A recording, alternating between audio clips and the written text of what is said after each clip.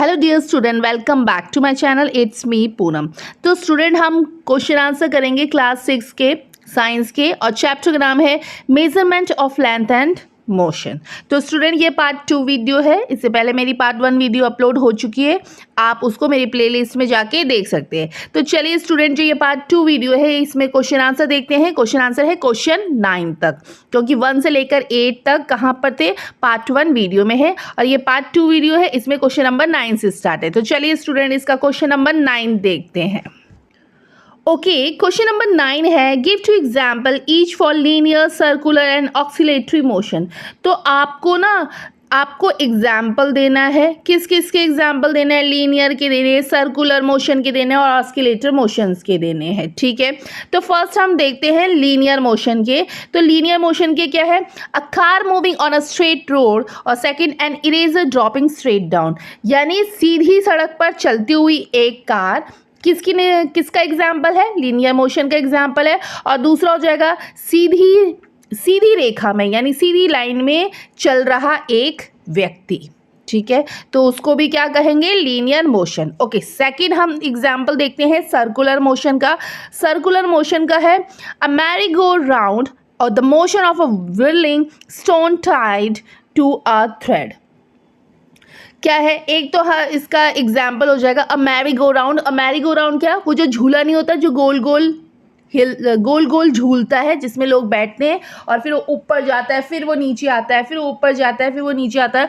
तो ये तो हो गया सर्कुलर मोशन का, क्योंकि वो गोल गोल करके झुलाता है लोगों को। The motion of whirling stone tied to a thread. ठीक है, और एक एग्जाम्पल ये हो गया। ओके, नेक्स्ट है ऑक्सीलेटरी मोशन। तो ऑक्सीलेटरी का मोशन का क्या हो जाएगा example, a swinging pendulum. A swinging pendulum का मतलब झूले पर जो बच्चे की गति होती है, बच्चे बैठेंगे तो उसकी जो गति होगी वो होगा the motion of a metal strip pressed and release. और जो मोशन ऑफ मेटल स्ट्रिप है, जो वो प्रेस्ड और रिलीज होगा, वो भी किसका एग्जाम्पल होगा, ऑक्सीलेटरी मोशन का। ओके, चलिए स्टूडेंट, नेक्स्ट क्वेश्चन देखते हैं। नेक्स्ट है क्वेश्चन नंबर 10।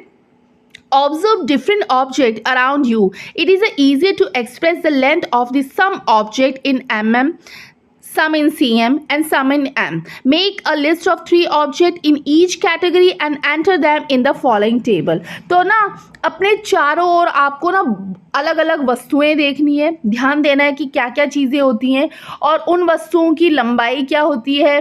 कुछ की लंबाई mm में होगी, कुछ की लंबाई cm में होगी, कुछ की लंबाई m में होगी। तो आपको ये व्यक्त करना है, आपको ये बताना है कि किस चीज़ की लंबाई mm में हो रही है, किस चीज़ की लंबाई cm में हो रही है, और किस चीज़ की लंबाई m में हो रही है। तो ये हमें आंसर देना, और हमें टेबुलर फॉर्म में बनाना है।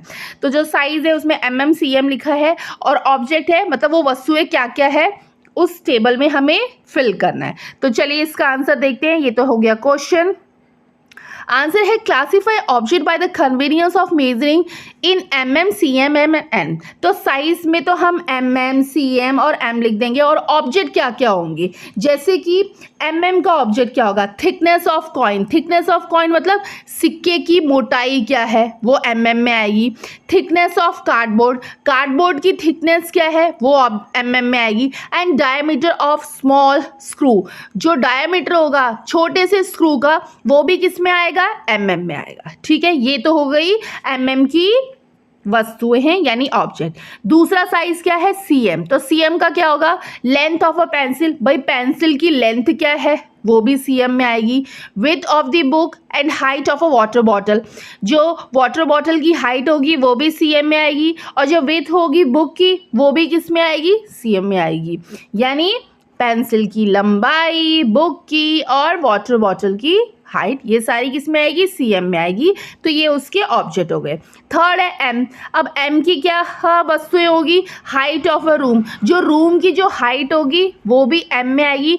Width of the play ground and width of a lamp post, जो विथ होगी प्ले ग्राउंड की वो भी m में आएगी, और हाइट जो होगी लैम्प पोस्ट की वो भी किस में आएगी, m में आएगी। तो ये सारे ऑब्जेक्ट हो गए mm के, cm के और m की। ठीक है स्टूडेंट, चलिए बढ़ते हैं नेक्स्ट क्वेश्चन में। Okay, next है question number 11. A roller coaster track is made in the shape, figure A, this one. A ball start from a point A and escape through point F. Identify the types of motion of the ball on the roller coaster and corresponding portion of the track.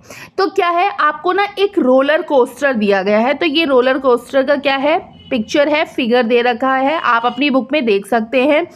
ये ऐसा दिखाया गया है. तो इसमें ना एक गेंद होती है, यानी एक बॉल होती है, जो वो बॉल ना ए से आरंभ होती है, ए से स्टार्ट होती है और बिंदु एफ में निकल जाती है. तो रोलर कोस्टर पर जो गेंद की गति होगी, गति के प्रकार और ट्रैक के संगत भागों को हमें पहचानना है. ठीक है, तो चलिए आंसर देखते हैं. आंसर है portion of the track and corresponding types of motion. ठीक है, तो ए टू बी क्या होगा, लीनियर मोशन होगा. B to C circular motion होगा. सी टू डी और D to E circular motion होगा. और ई से एफ तक लीनियर मोशन होगा. तो ये होंगे उसके मोशन. ठीक है स्टूडेंट, चलिए बढ़ते हैं नेक्स्ट क्वेश्चन में. ओके, नेक्स्ट है तस्नीम का क्वेश्चन है. Tasneem want to make a metre scale by herself. She consider the following metre materials for its plywood, paper, cloth, stretchable rubber, steel. Which of these should not be use and why.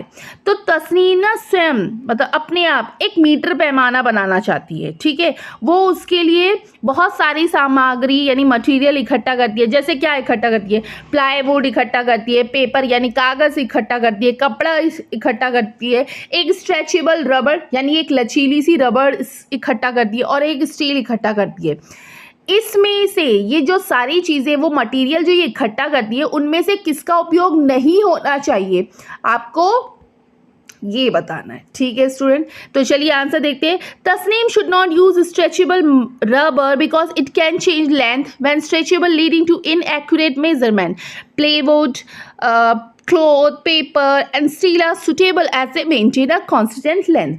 तो ना तस्नीम को जो stretchable rubber है उसका उपयोग नहीं करना चाहिए. क्यों भाई, क्यों नहीं करना चाहिए, पहले ये भी देख लो.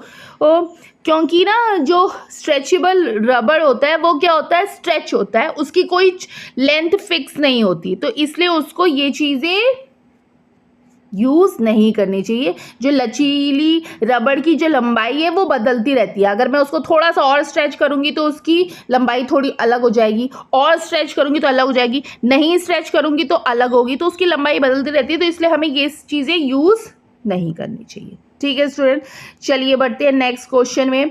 नेक्स्ट है क्वेश्चन नंबर 13, जो कि इस चैप्टर का लास्ट क्वेश्चन है. क्वेश्चन है, think, design and develop a card game on a conversion of unit of length to play with your friends. अपने दोस्तों के साथ खेलने के लिए एक लेंथ के एक कार्ड बनाना है. ठीक है, क्या बनाना है, एक कार्ड गेम बनाना है.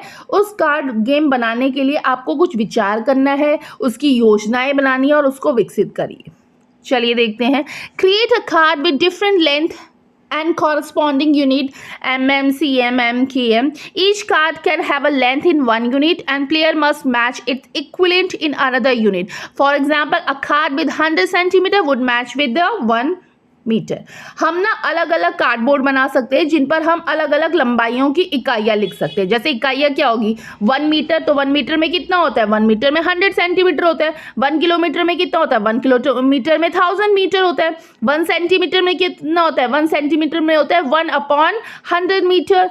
और 1 cm में कितना होता है, 10 mm. ठीक है, तो हमने ये सारे क्या करा, कार्डों की लंबाई बना दी. अब ये कार्ड ना हम अपने अपने दोस्तों में बांट सकते हैं और फिर हम ये कहेंगे कि मेरा जो मैच जो फ्रेंड होगा वो कौन सा होगा. जैसे अगर मेरे पास 1 m है तो मेरा जो फ्रेंड होगा वो कौन होगा, 100 cm होगा. तो 100 cm क्यों होगा भाई, क्योंकि 1 m में कितना होता है, 100 cm होता है.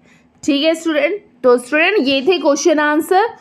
सेकेंड वीडियो थी ये, तो आई होप स्टूडेंट आपको प्लीज़ समझ में आया होगा measurement of length and motion के क्वेश्चन आंसर. तो फिर थैंक यू, बाय बाय.